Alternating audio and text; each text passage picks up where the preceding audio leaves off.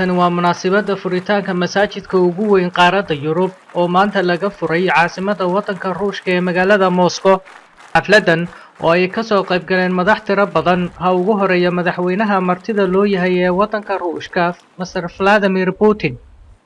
Waxaa xafladan sidoo kale ka soo qayb galay madax tiro badan oo ka socota caalamka Islaamka sida madaxweynaha dalka Turkiga, Mr. Recep Tayyip Erdogan, iyo madaxweynaha dalka Falastiin Mahmoud Abbas, diblomaasiyiin iyo madax kale oo tiro badan oo ka socda caalamka Islaamka. Bismillahir Rahmanir Rahim. Alhamdulillahi Rabbil Alamin.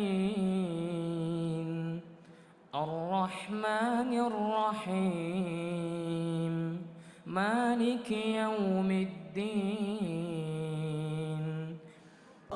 Masaajidkan oo noqon doona ka ugu weyn qaaradda Yurub waxaa muslimiintu dhulka masaajidka laga dhisay iibsadeen sanadii 1902 waxaana masaajidkii ugu horeeyay laga dhisay goobtaas 1904 boqol sano guuradii kasoo ku beegnayd 2004 ayaa la isku afkartay in mid cusub laga dhiso kay taagnaana la burburiyo. Masaajidkaas oo noqon doona ka ugu weyn Yurub sidoo kalena ka casrisan kuwii hore uga dhisnaan jiray. wuxuu masaajidkii hore qaadi jiray 500 halka kan masaajidkan cusub uu loogu talagalay inuu qaado ilaa 10,000 oo qof oo ruux. wuxuu ku fadhiyaa dhul dhan 19,000 oo mitir oo isku wareega waxaanu ka kooban yahay 6 dabaq.